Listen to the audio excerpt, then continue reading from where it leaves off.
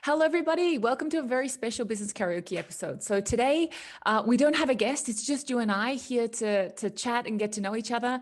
I asked actually a little while ago for some questions. So today's going to be more of an AMA kind of ask me anything style. I had so many questions about strategy, about innovation, about foreigners in the workplace post-COVID. But one question that kept continuously coming up that I feel like if we don't get this straight, we simply can't continue on our business karaoke journey, which is, what does business karaoke mean? Why does it feel so good to come here? And do I have to sing? So let's talk about it. Just for some context, our experience is built on really years of interacting with companies, entrepreneurs, and executives, and just general change ambassadors of people who are really trying to advocate new ways of working or new ways of, just doing things in Japan. Japan, as we know, is really known for its rigid hierarchy and structure. And to be honest, this hierarchy and this rigidity and structure really did bring them a lot of success in the 80s and the 90s. But what we've seen is that the market has changed, needs have changed, times have changed, and these same success structures are now those exact barriers to innovation. So what we want to do is kind of reflect and talk a little bit about that. So in the last episodes, we've heard from people across industries, across countries, across companies who are really working to ignite that positive change in Japan, both from a local and a global perspective. And what these professionals do would really only be possible if there were opportunity in Japan. So after 30 episodes of the Business Karaoke podcast and many more to come, we've seen there is opportunity for innovation in Japan. That being said, however, these same structures that we were talking about that invite you to follow existing systems really do get in the way of innovation and creativity and collaboration. Innovation requires us to collaborate, to connect with people from different departments, levels, or industries. Innovation requires speed. It requires a tolerance for experimentation and for co-creation.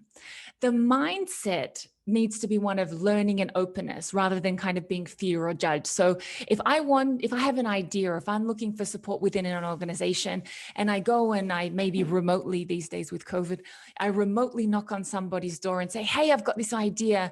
I want to know that this person's general demeanor will be, yes, let's explore it, rather than a no, that's kind of not my job description kind of thing. So a misconception that people have about Japan is they assume that because of these structures, innovation is not possible. But there is one space in the Japanese ecosystem where we do see this collaboration, this creativity happening, and we see it already happening right now. People go as a team to collaborate. They forget about their levels. They speak up without the fear of judgment and of punishment. We see an analyst and a CEO sitting down and sharing time together or sharing an idea. And in this space, the team shares one objective. And if they fail, the other members are not there to put the person down. They're actually there to even encourage them even further. And this space is called karaoke.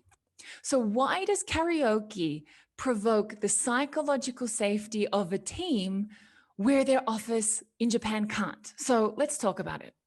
First things first, you empathize with the stakeholder. Think about the person holding the mic. If you, for example, like me, can't sing. Oh my gosh, if you're watching someone who can't sing, you're just really thinking about them and you're really rooting for them, right? So this idea that how this person might be feeling, what's going on with them, what's their experience like. There's no better, faster way to develop empathy than if you are watching someone sing who can't sing, right? And then, for example, another thing that we need in innovation is this idea of that we show and don't tell. It's not about building a perfect plan for 2 years. It's about getting to doing as fast as possible. And that's exactly what we see at karaoke. I don't tell you a song. I don't read you the lyrics. It's, come on, you have to get into it and sing along. Another thing we see is that radical collaboration. So we might, for example, see in that Aladdin Jasmine collaboration that the CEO might be Jasmine and the analyst might be Aladdin, and even for those who don't sing, maybe that they have a different role. Maybe they're cheering other people on, or maybe they're lining up the songs for the next person. The next thing that is parallel to innovation and karaoke is to embrace experimentation. Maybe that you've been the Whitney Houston perfect singer for the last 10 years, but actually maybe today you think, I'm going to try something new and I'm going to try like a Kanye West song. And then you go and you try, for example, rap. This is something that we want to see in the office. We want to see that maybe that you've always done finance, but maybe you have an interest in technology. We want to see you working in technology. We also want to see how quick wins build momentum. And nothing is more true of this, I think, than in karaoke, where you're really nervous. You don't really kind of like want to get into it. You're certainly not, at the point that you'd ever sing like a whole song for yourself. However, if someone's singing, for example, like Backstreet Boys, you kind of like can sing along with the chorus. And then if you do that long enough, maybe when someone says, hey, go and sing, maybe you've built enough confidence through, participating in those, little quick wins that you finally say, yeah, I think I've got enough momentum that I'll go and sing my own song. The other thing that's synonymous with innovation and karaoke is get out of the building. We really want to see that, the environments need to change because, that's really one of the quickest ways to kind of get a new energy into the room or a new energy into the team is to change where we are. And so if we can do what we see in innovation, which is that analogies, go out and see what you can learn from a zoo, go out and see what you can learn from a festival. If we can do those things, then I'm sure that we can also do that with karaoke. So we thought the innovation mindset exists in Japan. However, maybe it's not in the word innovation. Innovation is a katakana word, innovation, which means that it's derived from English. And often when we use English-derived words, that there tends to be this kind of disconnect in Japan. But so what we wanted to do was we wanted to use something that was already synonymous, that was already embraced and lived in the Japanese culture. We wanted to use that as an asset and repurpose that asset rather than having to kind of do a complete re-education program, right? So it's about repurposing our existing assets. The other thing that we see, for example, in Japan is that they are masters at creating great things in small spaces.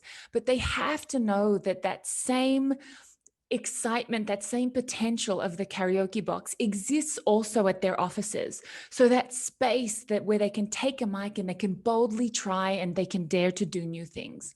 And that, my friends, that is business karaoke for us. It's a space where you can take the mic, share an idea, people pay attention and they say, yes, I like that. I want to follow you. I want to get involved. Business karaoke is a space where no matter when you walk into our podcast or our YouTube videos or a conversation, that you walk in with a different mindset, that you walk in with one of learning, that you can walk in with a mindset of feeling relaxed and feeling safe, that you can ask questions, you can ask fundamental questions without the fear of judgment, because business karaoke is about experimentation. Business karaoke is about learning. And more than anything, business karaoke is really about fun. We're happy to see more and more companies, and especially champions within those companies, adopting these mindsets of innovation and change. Or even if they haven't completely adopted the mindset yet, they're certainly having the conversations of, well, let's maybe see if this idea is worth our time or not. Of course, when we think about singing, we all singing in a different rhythm, but there's something really special when we do it together. And for me, that's really something that I hope to do together with you in this Business Karaoke podcast is that, I want you to come and jump on the stage with me or to jump on the stage with us and have fun and sing around. And, I really do. And with Business Karaoke, we might sing a different rhythm, but I'm certainly inviting you, and we're certainly inviting you onto the stage with us, onto the Business Karaoke stage to sing, to have fun, and to be bold, to try different things, but also in a good spirit, right? And so this is Business Karaoke. It works for us. I hope it works for you.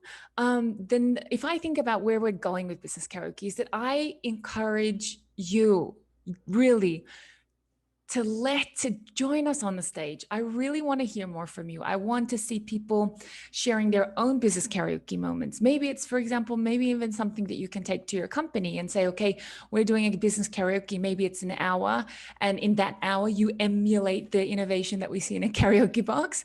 And, and we see that, for example, in a meeting room or even in a Zoom room. So on that note, do join us in the conversation, do get involved. But more than anything, I would love to be directly involved. I would love to hear more feedback. I really would. But more than anything, I guess, is that I would love you to take this idea of business karaoke and live it with your own team. So on that note, now everybody knows what is business karaoke, where did the name come from? And so I think finally, now that that kind of name conversation is out of the way, we can finally get into more of those innovation and, design thinking topics that I'd really love to talk about. So on that note, everybody, it's an absolute pleasure to have you on this journey. I can't wait to see you in the next episode. Bye, everyone.